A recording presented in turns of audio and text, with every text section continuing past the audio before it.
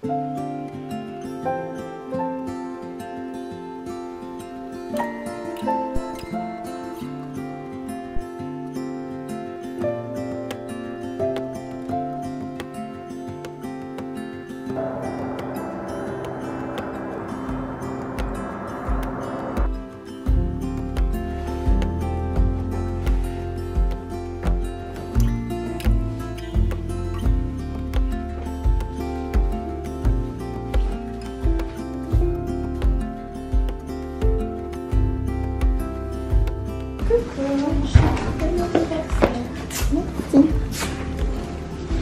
petit snow. Coucou petit snow.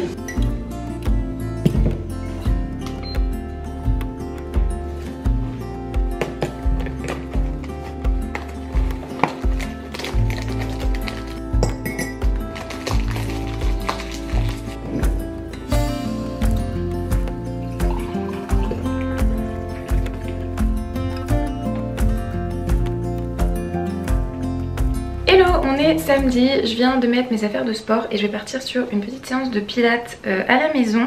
Je voulais en fait ce matin vous montrer un petit peu à quoi ressemblait ma morning routine, genre quand je prenais vraiment mon temps, enfin typiquement ma morning routine du week-end quoi. Donc du coup là ouais, ce matin c'était un matin qui était très chill. J'avais pas mis de réveil, du coup je me suis levée vers 8h10, quelque chose comme ça. En général je me réveille plutôt pas mal, enfin en fait je me suis réveillée naturellement comme d'habitude vers 6h30, 6h45. Puis je me suis dit oui non quand même on est samedi, je vais me rendormir. Donc du coup je me suis rendormie jusqu'à ouais, à peu près 8h10. Donc là petite matinée très chill. Donc je vais partir ouais, sur une séance de pilates. J'adore faire des pilates en ce moment, c'est vraiment les entraînements que je préfère. J'aime toujours aller à la salle mais c'est vrai que les pilates c'est... Alors, en ce moment ça a une place particulière dans mon cœur on va dire. En plus aujourd'hui on a enfin l'arrivée de l'automne, genre vraiment de l'automne. Là il fait soleil, il fait super beau mais il fait froid, enfin il fait froid. Genre il fait 11-12 degrés quoi, donc des températures correctes hein. On n'est plus à 27 degrés comme on a eu depuis je sais pas combien de temps là. Donc je suis très contente, je suis dans un très bon mood. Aujourd'hui c'est l'anniversaire de ma maman aussi, donc du coup ce soir on va aller manger au resto je pense. Donc voilà à peu près le programme de la journée. Donc ce que j'utilise c'est l'application et le site dont je vous avais parlé la semaine dernière, c'est Oro App. Où du coup voilà on a des trucs sculpte, on a pilates, on a barre, on a renforcement, là il y a en fonction du temps etc. Il y a aussi tout un onglet là en haut avec toutes les méditations et vraiment je trouve que c'est une plateforme qui est géniale. J'en ai testé plusieurs, moi des plateformes un petit peu pilates, sport etc. et je trouve que c'est la meilleure pour l'instant. Alors par contre j'ai toujours un truc qui me rend un peu confuse, c'est que quand on prend l'abonnement sur l'ordi, c'est toujours beaucoup moins cher que si on prend l'abonnement directement via le téléphone et l'application. Parce que là typiquement, moi au début j'avais fait l'essai gratuit, parce que vous avez 7 jours d'essai gratuit via mon téléphone, et ça me disait qu'après l'abonnement c'était, je crois que c'est genre 215 € à l'année, donc pas négligeable, on va pas se mentir. Et quand j'ai checké là sur mon PC, ça me mettait, je sais plus, 170 je crois, ou quelque chose dans le genre. Donc bon c'est que ça reste pas négligeable mais c'est quand même une grosse différence. Donc du coup voilà, petit tips, si jamais ça vous intéresse de vous abonner, que ce soit à cette plateforme ou à une autre, checkez toujours le tarif sur votre ordi parce qu'en général c'est moins cher. Donc là pour la séance d'aujourd'hui je vais faire 30 minutes avec Johanna Marie. Donc c'est une instructrice que j'aime beaucoup. Là pour l'instant c'est ses cours que je préfère. Alors après j'en ai pas testé énormément parce qu'il y a vraiment beaucoup d'instructeurs différents. Mais vraiment elle j'aime beaucoup. Elle a une manière de faire et d'expliquer qui fait que le temps passe très vite et pour autant on travaille vraiment. Le seul bémol que je donnerais à ses cours c'est que en fait elle aime bien utiliser des équipements et en général elle demande à ce qu'il y ait une balle de pilates, donc moi j'en ai pas. Après c'est pas forcément gênant parce que elle donne toujours des modifications qu'on peut faire sans la balle de pilates, mais du coup je pense que je vais devoir investir dans un petit ballon de pilates incessamment sous peu. Et après au niveau des autres équipements pour ce cours là, elle conseille d'avoir des petits poids pour les chevilles. Donc moi c'est les classiques, ceux que tout le monde a, de la marque Bala. Et une bande de résistance, visiblement c'est la marque Scandale. J'en ai aucune idée de où j'ai eu ça. Je pense qu'on me l'a envoyé à un moment, mais j'ai l'impression que ça fait des années que je l'ai.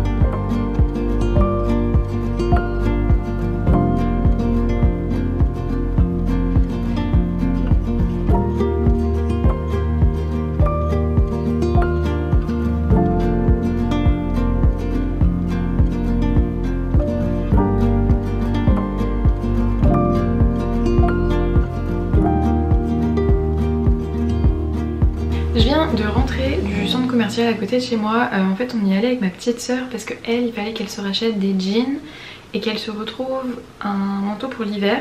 Et moi c'est pareil, je cherche désespérément un manteau pour l'hiver et en fait j'ai une idée très précise de ce que je veux et j'arrive pas à trouver. Enfin en fait je trouve mais je suis jamais satisfaite de ce que je trouve parce que je voudrais me prendre un manteau aviateur noir avec la moumoute un petit peu couleur beige. Attendez, je vais essayer de vous trouver ça. Voilà, je voudrais en fait un manteau un petit peu comme ça. Et en fait, ils en font pas mal dans les magasins.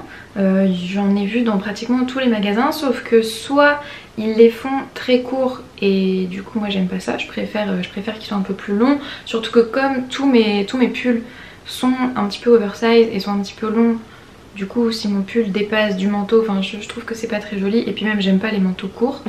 Et quand j'en trouve un avec la bonne longueur, la matière me plaît pas. Parce que par exemple j'en ai vu un, c'était où? Chez Stradivarius je crois, où en fait il était parfait. Genre la moumoute à l'intérieur elle était bien épaisse, elle était bien chaude.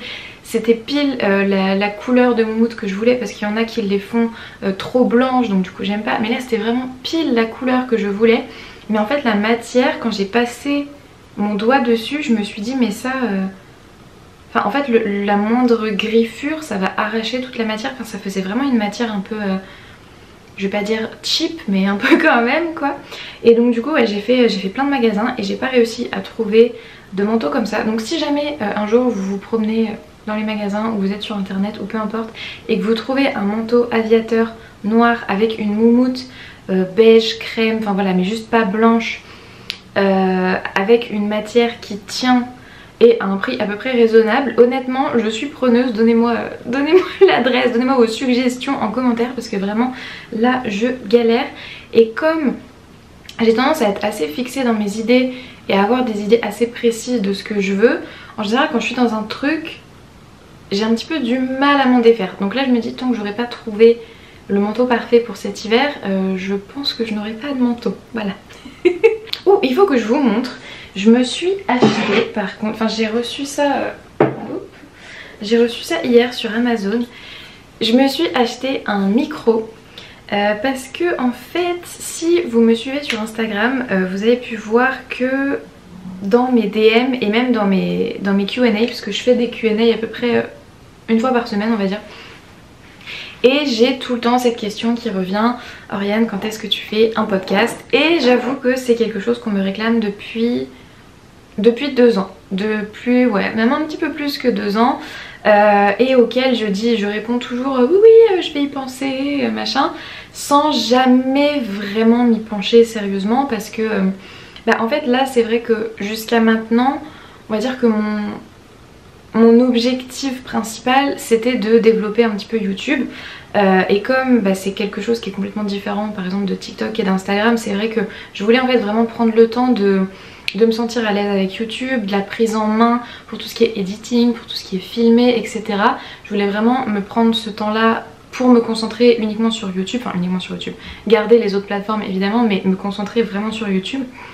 Et donc là, maintenant que je me sens vraiment plus à l'aise avec les vidéos YouTube, je me dis pourquoi pas rajouter éventuellement quelque chose d'autre. Et donc comme ce qui revient le plus souvent comme question et comme demande entre guillemets, c'est que je commence un podcast, je me suis dit bon allez, pour 2024 c'est décidé, je me lance, je fais un podcast. Donc là j'ai commencé, j'ai acheté un micro.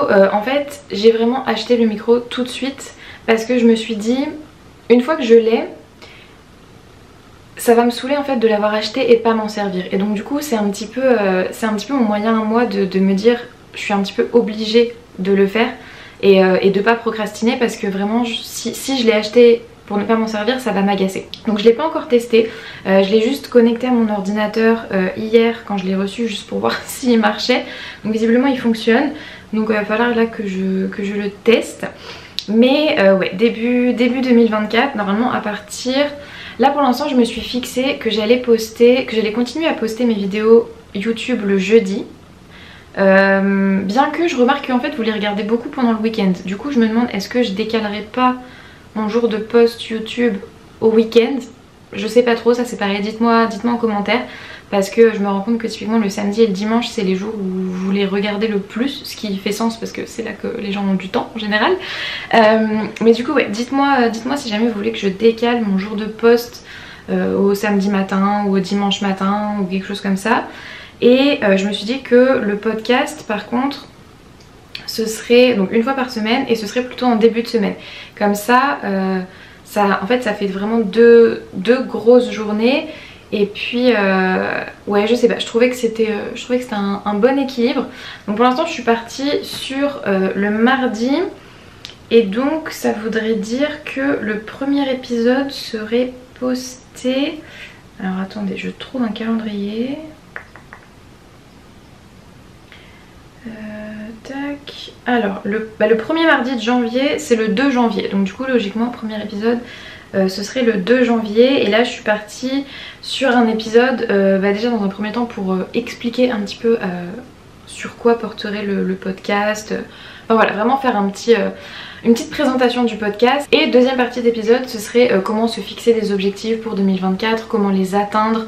Enfin vraiment un truc très... goal setting, voilà.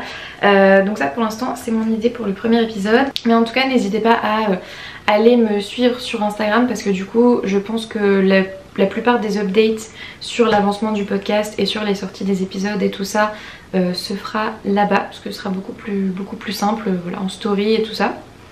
Donc voilà. Sinon là aujourd'hui je voulais un petit peu vous parler d'un truc. Alors ça fait... En vrai on est mi-octobre donc j'aurais dû vous en parler un peu plus tôt j'avoue.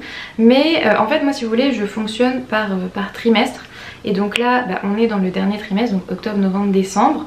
Et pour moi en fait le dernier trimestre au niveau objectif c'est un trimestre qui est à moitié pour finaliser mes objectifs de 2023. Et c'est aussi un trimestre qui est là pour préparer 2024. Parce que pour le coup moi je suis pas du tout une adepte des résolutions, de dire au 1er janvier je vais faire ça, je vais faire ça, je vais faire ça. Je trouve que personne ne les respecte jamais, c'est pas un plan qui est viable. Et c'est d'ailleurs pour ça que le premier épisode du podcast sera sur comment fixer ses objectifs et comment les atteindre en 2024. Vous voyez un petit peu le lien. mais du coup non en fait moi je fonctionne vraiment par trimestre.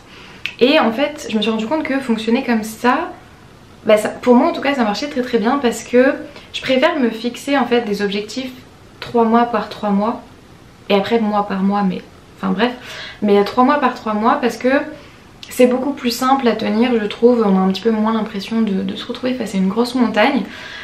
Et donc du coup en général en fait ce que je fais, donc là les 3 derniers mois de l'année, c'est que je fais un espèce de glow up plan pour les 3 derniers mois de l'année. Donc en vrai c'est un plan qui fonctionne pour n'importe quel 3 mois de l'année. C'est là, bon je filme en octobre donc c'est pour les 3 derniers mois de l'année et du coup c'est un petit peu pour préparer la nouvelle année. Mais en vrai si on est en janvier et que vous avez envie d'avoir un petit glow up mental et un petit glow up physique d'ici janvier, février, mars, d'ici au mois d'avril.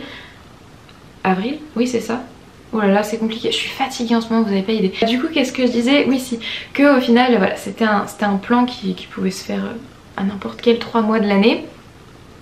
Mais donc là, en fait, pour moi, c'est vraiment comment démarrer la nouvelle année en étant genre une meilleure version de moi-même. Vous voyez ce que je veux dire? C'est plutôt que de me dire oh bah il reste 3 mois, bah du coup je vais attendre le début de la nouvelle année pour commencer à travailler sur mes objectifs et pour commencer à travailler sur moi. Non, moi je préfère au contraire travailler sur moi maintenant et commencer la nouvelle année en étant déjà à un point où je voudrais être. Je sais pas si ça fait énormément sens. Donc du coup ce que je vais faire, c'est que je vais prendre mon ordi parce que j'ai des petites notes. Vu que je suis très fatiguée, je me suis dit que si je faisais pas de notes, j'allais oublier la moitié des trucs. Donc du coup là je vais prendre mon ordi et on va commencer un petit peu à regarder comment on peut glow up tous ensemble pendant 3 mois. Ok, alors je vais pas du coup trop m'attarder sur comment je fixe mes objectifs en détail parce que sinon il n'y a plus aucun intérêt à ce que je fasse le podcast. Si je fais une répétition de ce que je raconte ici et de ce que je vais raconter sur le podcast, il n'y a pas trop d'intérêt, surtout que en plus là c'est vraiment plus un plan un petit peu glow up, voilà, de devenir de se sentir mieux mentalement, de se sentir mieux physiquement, et on verra en 2024 pour travailler vraiment sur ces objectifs. Au niveau vraiment du plan un petit peu glow up en lui-même, on va dire qu'il y a plusieurs éléments, je vais pas dire plusieurs règles, mais plusieurs petits trucs qu'on va essayer de mettre en place de manière quotidienne, de manière régulière, et c'est ça qui va nous amener exactement où on veut être. Donc première étape, ça va être d'appliquer la règle du 8h30, 9h30 sur le téléphone et sur les écrans de manière générale. Alors ce que j'appelle la règle du 8h30, 9h30, c'est en fait dans l'idéal, alors après ça c'est adapté à mon rythme à moi, mais on va dire que vous pouvez tout à fait l'adapter à votre rythme à vous. Parce que en fait cette règle là, c'est de dire que je touche pas à mon téléphone avant 8h30, ou en tout cas je suis pas en train de checker les notifications, je suis pas en train de checker les réseaux. Si j'ai besoin de filmer quelque chose, je filme quelque chose, mais dans l'idéal je ne touche pas à mon téléphone avant 8h30. Et après 9h30 le soir, je n'y touche pas non plus. Et pour le coup après 9h30 le soir, là c'est carrément pas d'écran du tout, c'est à dire que même l'ordi, même quoi que ce soit, c'est non, je suis en train de lire et tout ça. Ça applique un stress qui est incroyable sur le cerveau, sur le corps. Moi je me rends compte que par exemple quand je check mes notifications tout de suite le matin, je suis stressée après toute la journée. C'est en fait on est trop stimulé tout de suite dès le réveil, et le truc c'est qu'on est stimulé beaucoup trop toute la journée, et donc je préfère en fait me fixer des moments où je me dis j'aurai pas ce trop plein de stimulation. Je sais pas si vous voyez un petit peu ce que je veux dire. Et donc du coup typiquement le matin, en général je me réveille entre 6h30 et 7h, et pendant du coup 1h30 je touche pas à mon téléphone. Le matin donc je me réveille, je fais ma petite routine du matin. Pendant que je déjeune je lis, parce que pendant très longtemps j'avais mon téléphone et puis bah, je scrollais sur les réseaux comme beaucoup de gens le font. Et en fait par exemple quand je scrolle sur Pinterest, on va dire que c'est un peu moins gênant parce que j'ai un feed Pinterest qui est hyper inspirant, et donc du coup ça passe. Mais globalement j'aime pas parce que, enfin voilà, c'est encore une fois c'est trop de stimulation, donc je préfère lire. En général le matin comme ça je lis un livre de développement personnel parce que ça me met dans un bon mood pour la journée, ça me motive pour la journée, ça m'inspire. Donc ça c'est pour le matin. Et pour le soir c'est juste parce que en fait si je suis sur mon téléphone, je vais avoir la tentation par exemple d'ouvrir TikTok et de scroller TikTok. Et on connaît tous le gouffre qu'est TikTok ou qu'est Instagram ou qu'est Pinterest, enfin peu importe. Et on se retrouve au final à scroller pendant des heures et des heures, alors que bah, moi du coup je m'arrête à 9h30 parce qu'à 10h c'est extinction des feux et tout le monde dort. Je préfère vraiment avoir un moment pour déconnecter. Et puis pareil au début par exemple je gardais mon ordi et puis je regardais une série. Sauf qu'en fait je me suis rendu compte que quand je faisais ça, j'avais tendance à avoir l'onglet par exemple de Notion qui était ouvert à côté. Et donc du coup bah je travaillais, je me disais ah tiens ça c'est une idée, tac tac tac, je vais scripter ma vidéo, ou je vais me dire bah tiens demain il faut que je filme ça. Et en fait ouais non ça me... Bah en fait mon cerveau se mettait jamais en pause, alors que là vraiment je me force le soir pendant au moins une demi-heure à lire. Donc le soir je préfère lire des romans en général. Le matin c'est développement personnel et le soir c'est des romans. Juste parce que en fait je trouve que le développement personnel le soir c'est pareil, ça me fait trop réfléchir et après du coup quand je vais me coucher je continue à cogiter, donc du coup voilà, je préfère lire un bouquin enfin de fiction quoi. D'ailleurs il faut que je vous dise, si vous aviez suivi un de mes vlogs, je sais plus lequel c'était, mais je vous avais expliqué que j'avais terminé le premier livre d'une saga qui s'appelle Il était une fois un cœur brisé. Et que je sais pas pourquoi j'étais persuadée que le deuxième tome était déjà sorti et que j'allais pouvoir le commander et le mettre sur mon Kindle tout de suite. Et qu'en fait pas du tout, il ne sortait que le 7 décembre. Donc j'étais hyper déçue parce que je crois que j'ai fini le tome 1, je sais plus, ça devait être fin août ou un truc comme ça. Et je sais pas pourquoi, l'autre jour je suis tombée sur un TikTok d'un extrait d'un livre. Et en fait j'ai tout de suite reconnu le prénom des personnages et donc du coup je me suis dit mais c'est marrant parce que j'ai pas souvenir de ce passage du livre. Je me dis tiens, c'est quand même très étrange. Donc je suis allée checker et en fait je me suis rendu compte que le tome 2 et le tome 3 étaient tous les deux sortis mais ils n'étaient pas traduits. Voilà. Donc du coup en fait ce qui sort le 7 décembre c'est la version traduite, donc en français. Moi j'étais là, je suis non mais hors de question que j'attende le mois de décembre. Là le tome 2 il est sorti. Ah mais je m'en fiche complètement parce que l'avantage que j'ai c'est que comme je suis bilingue, du coup que ce soit en anglais ou en français je m'en fiche.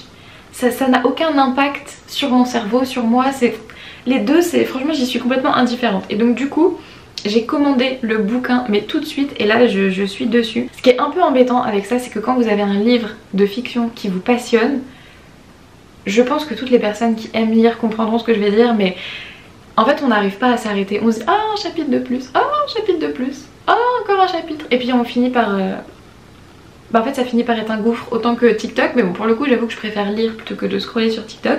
Mais enfin bon bref voilà, c'était juste pour vous dire que je suis en train de lire le deuxième tome de Il était une fois un cœur brisé et pour l'instant le deuxième tome il est encore mieux que le tome 1, il est encore plus passionnant. Il y a des rebondissements auxquels on s'attend pas du tout, enfin pour l'instant j'aime beaucoup trop, donc voilà, j'ai très hâte de le finir, j'ai très hâte de lire le tome 3. En fait d'un côté j'ai hâte et d'un autre côté je me dis mais une fois que ce sera fini je vais être super triste. Vous savez c'est comme quand votre série préférée elle se termine, on est tous super tristes, enfin bref. Oh là là je divague. Du coup c'est bien parce que ça veut dire que j'ai un petit peu empiété sur le deuxième point du plan qui est de lire à la place de scroller sur son téléphone. Donc j'ai marqué 10 minutes chaque jour d'un livre qui n'est pas un livre de fiction, donc ça peut être développement personnel.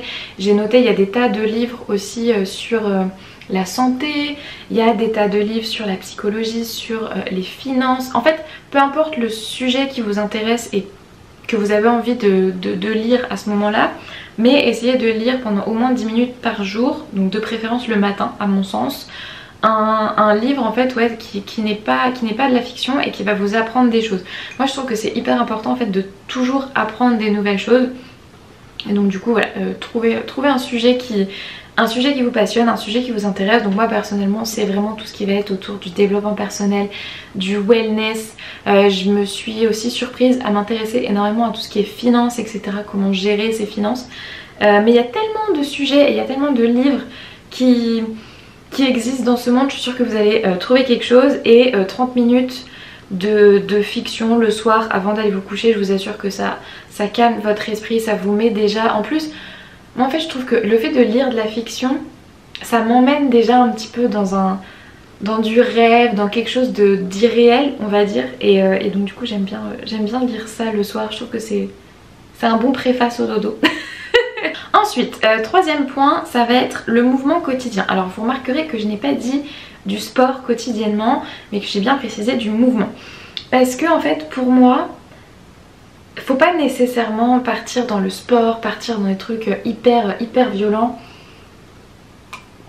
Genre du HIIT ou enfin des choses comme ça. Il n'y a pas besoin d'aller à la salle, de faire de la muscu, même si moi c'est ce que j'aime faire. Mais il n'y a pas besoin d'aller courir un marathon, enfin juste en fait un petit peu de mouvement chaque jour. Là en ce moment j'aime beaucoup avec voilà, le temps d'automne etc. On a une espèce de petit chemin en bas de chez moi qui est un petit chemin de forêt. Et j'adore aller marcher dans ce petit chemin un petit peu en fin d'après-midi. J'aime bien ouais juste marcher, ça peut être m'étirer, ça peut être faire des pilates, ça peut être, il y a des jours où je vais à la salle, mais en fait vraiment trouver une manière de bouger qui vous convient. Et encore une fois, ça n'a pas besoin d'être un truc hyper intense, ça n'a pas besoin d'être un truc où vous allez sortir en transpirant à grosses gouttes. Juste voilà, apporter un petit peu de mouvement. Évidemment c'est très bon pour la santé, ça c'est, on va dire, comment dire, c'est le but primaire du mouvement, hein. C'est voilà, le côté un petit peu physique, c'est le côté très santé. Mais ça a aussi un impact énorme au niveau mental. Enfin moi je sais que les jours où j'ai pas de mouvement du tout dans ma journée, où je vais pas marcher, où je m'étire pas, où je fais pas des pilates, enfin vraiment la moindre petite chose, je me sens pas bien en fait. J'ai l'impression que mon cerveau il reste un petit peu groggy toute la journée, c'est très bizarre. Mais du coup voilà, ajouter un petit peu de mouvement chaque jour, ça va vraiment faire une grosse différence au niveau mental. Et puis au niveau physique, après ça c'est pareil, en fonction de vos objectifs physiques, adaptez aussi l'activité. Ensuite, point numéro 4, ça va être d'éliminer les micro-distractions. Alors, moi il faut savoir que je suis une championne de la procrastination. J'ai le niveau de concentration d'un chaton. C'est-à-dire que, en fait, quand je dis un chaton, des fois les gens me disent mais comment ça un chaton? C'est parce que en fait, vous imaginez un chaton, vous allez lui mettre un petit faisceau lumineux, il va s'intéresser au faisceau lumineux. Vous allez lui mettre un petit bout de ficelle, il va s'intéresser au bout de ficelle. Moi c'est un petit peu pareil. Peu importe la distraction que vous me présentez, ça va forcément me distraire. Mais vraiment tout le temps, à tous les coups. C'est terrible, il suffit que je me mette à penser à autre chose et du coup je vais faire autre chose. Il suffit que je vois une notification et du coup je vais faire autre chose. Enfin, c'est vraiment très compliqué pour moi de rester focus sur une seule tâche. Et en fait je me suis rendu compte dans mon entourage qu'il y avait beaucoup de gens qui étaient pareils. Ça semble être un petit peu enfoncer des portes ouvertes, mais le meilleur moyen d'éviter d'être distrait, c'est d'éliminer les distractions. Voilà, c'est vraiment aussi simple que ça. Et moi en fait quand je vous dis que ça m'a énormément aidé, c'est-à-dire que par exemple sur mon téléphone, j'ai plusieurs modes en fonction de la journée où j'ai différentes notifications qui passent ou qui passent. Donc par exemple quand je suis en train de travailler, donc quand je suis en mode travail, j'ai les notifications de mes mails qui passent. Parce que voilà, je me dis ça peut toujours servir. Bien que je me tâte à les enlever parce qu'en vrai mes mails en général j'y réponds sur mon ordi. Donc du coup est-ce que vraiment j'ai besoin d'avoir mes mails sur mon téléphone, enfin d'avoir les notifications de mes mails sur mon téléphone? Je me tâte un petit peu à les enlever. Mais sinon les seules notifications qui passent en fait c'est les messages et les appels. Parce que je sais qu'au niveau message il y a très peu de gens qui m'envoient des messages pendant la journée. Au niveau des appels, je me dis bon, des fois que j'ai un appel important, un appel pro, etc. Parce que pour moi, toutes les autres notifications, en fait, elles sont pas utiles, on va dire. C'est-à-dire que, typiquement, en fait, des fois quand j'ai des potes qui m'envoient des messages sur Instagram, ils me disent mais tu regardes jamais tes messages Insta? Je fais bah non, parce qu'en fait, j'ai pas les notifications. Et au fur et à mesure, j'ai perdu l'habitude, quand j'ouvrais Instagram, d'aller checker les DM.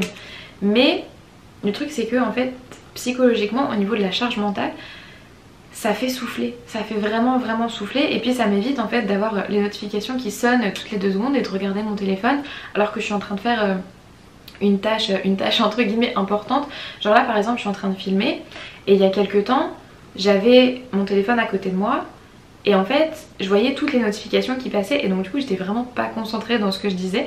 Que là maintenant, mon téléphone il est toujours à côté de moi parce que juste il est à côté de moi et que comme ça si j'ai besoin de vous montrer un truc il est à disposition, mais j'ai plus les notifications qui arrivent et donc du coup j'ai plus ces distractions. Et pareil quand je suis en train d'écrire des mails ou d'écrire une facture, un contrat, enfin peu importe, j'ai plus en fait ces espèces de petites distractions qui me déconcentrent vraiment en un rien de temps. Et puis enfin c'est super facile, surtout je trouve les notifications sur les réseaux sociaux. C'est terrible parce que par exemple vous allez voir une notification sur TikTok, vous allez dire ah je vais aller genre un commentaire sur TikTok, ah je vais aller voir, je vais aller répondre. Puis au final vous finissez 2 heures plus tard, vous êtes arrivé sur des vidéos de pingouins qui glissent sur la glace quoi. Enfin, en tant que femme, on dit souvent qu'on peut faire plusieurs choses à la fois. Et en vrai c'est la vérité, on peut vraiment faire plusieurs choses à la fois. Mais je trouve que la plupart du temps, si on fait plusieurs choses à la fois, il y a au moins une des 2 choses qui sont mal faites, dans le sens où par exemple ça m'arrivait moi des fois d'avoir mes grands-parents au téléphone pendant que j'étais en train de faire à manger Et la plupart du temps, soit j'étais pas concentrée sur ma conversation avec mes grands-parents, soit j'étais pas concentrée sur ce que j'étais en train de faire à manger, et donc du coup soit je faisais ma recette de manière complètement bancale, soit j'étais vraiment pas dans la conversation de mes grands-parents, j'étais en mode puis après en fait je me souvenais plus du tout ce qu'ils m'avaient dit. Et du coup je me suis rendu compte que ouais, en fait je préfère assigner un temps donné à une tâche plutôt que d'essayer de faire plusieurs choses en même temps en sachant que ce sera mal fait et que probablement au final je vais perdre encore plus de temps parce que j'aurai besoin de le refaire derrière. Je sais pas si ça a vraiment sens. Après on peut des fois accumuler des habitudes, genre par exemple moi ça m'arrive quand je suis en train de marcher sur le tapis de course d'écouter un podcast. Parce que du coup j'ai pas besoin en fait de réfléchir quand je marche, c'est juste voilà je marche, c'est en mode automatique et je peux me concentrer sur le podcast. Donc là je peux faire les deux choses en même temps.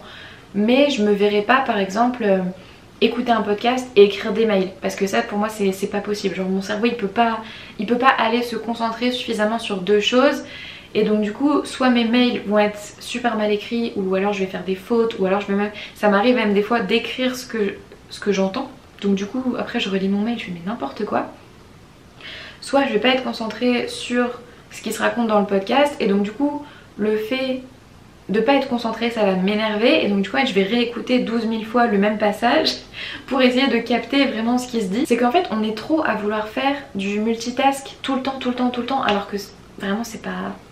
Enfin on n'est pas fait comme ça quoi, je veux dire notre cerveau il est pas fait pour faire 12 000 choses à la fois. Tant que je suis sur les tâches ça m'amène au point numéro... Alors attendez, 1, 2, 3, 4, 5... Je crois qu'on en est au point numéro 5.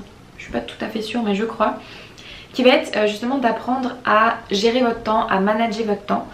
Alors moi personnellement j'utilise des to-do list et en fait je me suis rendu compte que faire juste une grosse to-do list ça servait pas à grand chose. Je préfère faire une grosse to-do list que ensuite j'organise en plusieurs petites to-do list pour pouvoir un petit peu mettre les priorités.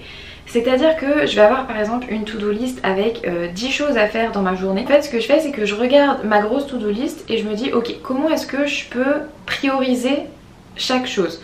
Est-ce qu'il y a un truc vraiment que je dois faire en priorité. Donc j'essaye de mettre on va dire 2 priorités dans la journée. C'est les 2 premières tâches que je vais faire dans ma journée parce que comme ça au moins c'est fait, on n'en parle plus. Ensuite j'ai une colonne avec un petit peu les projets. Donc là ça va être un petit peu plus par exemple... commencer à éditer une vidéo ou commencer à travailler sur le podcast ou des choses comme ça.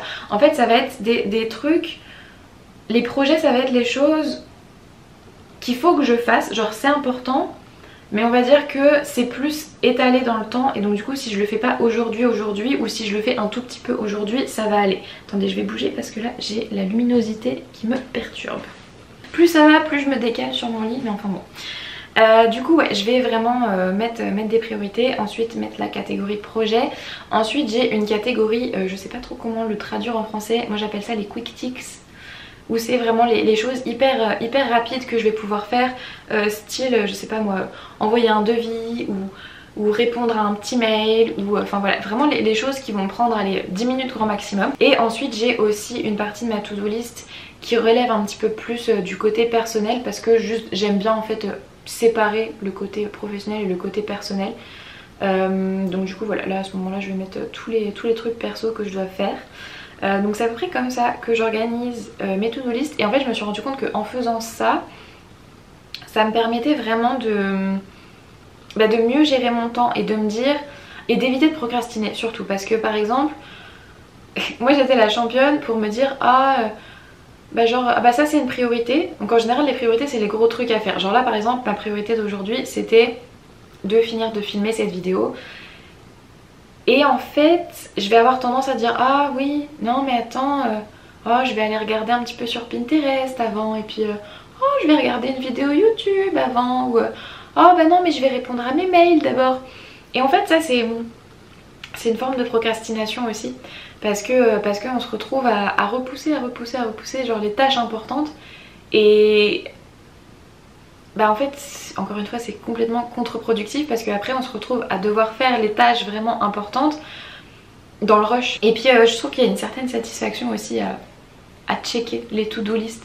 Genre moi la mienne elle est... En fait j'ai ma grosse to-do list un petit peu en vrac qui est écrite sur mon planeur. Et ensuite je l'organise sur Notion. J'ai une telle satisfaction à barrer tous mes trucs sur ma grosse to-do list dans mon planeur à la fin de la journée et à faire des petits touc touc touc touc sur Notion. Vraiment c'est hyper satisfaisant. Essayez. Vraiment si vous le faites pas, essayez, vous allez voir. Votre cerveau, en fait c'est... Votre cerveau il associe ça à une sorte de récompense. Je sais pas si vous voyez. Et donc du coup ça nous motive le lendemain à vouloir encore plus checker les to-do list. Alors je me suis rendu compte qu'en fait le point numéro 6, je vous en ai déjà parlé, et c'était le fait d'arrêter de faire plusieurs choses à la fois. Du coup là je vais passer très rapidement sur la partie un petit peu plus physique, parce que c'est vrai que les glow up de manière très physique, il y a des tas de vidéos qui existent et j'ai pas forcément envie de répéter en fait tout ce qui se sait déjà, parce qu'en général voilà, tout le monde sait à peu près comment prendre soin de soi physiquement. Je vais juste appuyer sur un petit truc qui est d'avoir une bonne routine skincare et une bonne routine aussi au niveau du corps, parce que en fait il y a tellement de produits qui existent sur le marché qu'on a tendance à vouloir un petit peu par exemple tester les produits qui sont en trend ou les choses comme ça, alors que des fois c'est des produits qui de 1 sont juste en trend pour leur esthétique. Ça on va pas se mentir, il y a des tas de produits qui sont vraiment pas ouf et qui sont mis en avant sur les réseaux sociaux juste parce que c'est super esthétique. Alors qu'à côté de ça il y a des tas de produits qui vont être beaucoup moins esthétiques peut-être, mais qui vont être vraiment super efficaces.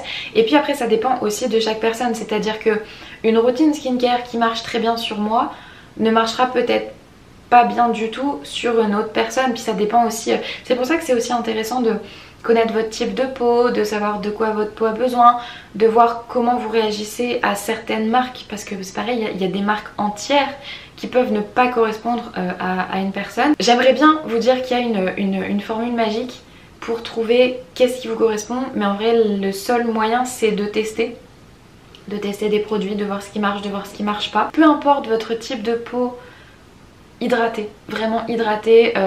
Moi je sais que quand j'étais adolescente et que j'avais mes grosses sorties d'acné, j'avais tendance à vouloir tout assécher, j'utilisais des produits à base d'alcool et en fait ça fait pire que mieux, parce que du coup en asséchant vous agressez votre peau encore plus et donc du coup forcément ça va créer encore plus de sébum et ça va faire encore plus de boutons. Donc peu importe le type de peau que vous avez, pensez vraiment à hydrater, à utiliser une protection solaire. Même si là on arrive dans les mois où l'indice UV est très faible, utilisez une protection solaire. Je pense que quand on aura 40-50 ans, on se dira tous merci d'avoir mis de la crème solaire, parce que je sais pas vous, mais moi personnellement j'ai vraiment l'intention d'avoir l'air d'avoir l'âge que j'ai aujourd'hui, même quand j'aurai 40 ans, voilà, donc et ça sans chirurgie parce que j'ai peur des aiguilles, donc tout ce qui est injection et tout ça, merci mais non merci. Boire beaucoup d'eau, ça on le sait, je vais pas m'étaler dessus, ça fait une peau glowy, on adore. Hydrater votre corps, c'est super important aussi. Au niveau vraiment purement corporel, moi j'aime beaucoup aussi utiliser une brosse sèche avant d'aller prendre ma douche. Donc je le fais pas tous les jours parce que j'ai l'impression que c'est un petit peu agressif pour ma peau si je le fais tous les jours. Je le fais 2-3 fois par semaine. En fait je le fais le jour de ma grosse douche. Vous savez, c'est le jour où on se lave les cheveux et tout ça. Donc du coup je le fais à ce moment là, je le fais avant d'aller dans la douche, comme ça exfolie un petit peu, ça enlève les peaux mortes. Ça permet de faire un petit peu un drainage lymphatique aussi, de relancer la circulation. Ça c'est plutôt pas mal. Et alors après, bon c'est pas vraiment purement physique vu que ça part entre guillemets de l'intérieur, mais ça va être de prendre des compléments alimentaires, donc des vitamines et des probiotiques. Moi je prends aussi du magnésium juste parce que je sens que j'en ai besoin. J'ai régulièrement des carences en magnésium, donc du coup j'ai toujours du magnésium à portée de main. Mais vraiment les vitamines, surtout là avec voilà, les mois d'hiver qui arrivent, pour avoir ce petit boost d'énergie. Les probiotiques, alors ça n'en prenez pas si vous n'avez pas nécessairement de problème digestif. Moi personnellement dernièrement j'avais un petit bidou qui était un petit peu mécontent, j'avais tendance à être très ballonnée et depuis que je prends des probiotiques vraiment ça va beaucoup mieux. Alors par contre les compléments alimentaires, faites attention de ne pas en prendre de manière inutile, parce que ça c'est pareil, il y a beaucoup de compléments alimentaires qui sont très en trend. Et au final quand vous vous renseignez dessus vous vous rendez compte que ça ne sert absolument à rien, que même des fois c'est hyper mauvais pour le corps sur le long terme, enfin voilà. Vraiment les compléments alimentaires ça peut être très très bien, moi j'en prends, je fais des cures régulièrement, mais renseignez-vous bien sur ce dont vous avez besoin et sur ce que vous allez prendre, ça c'est très très important.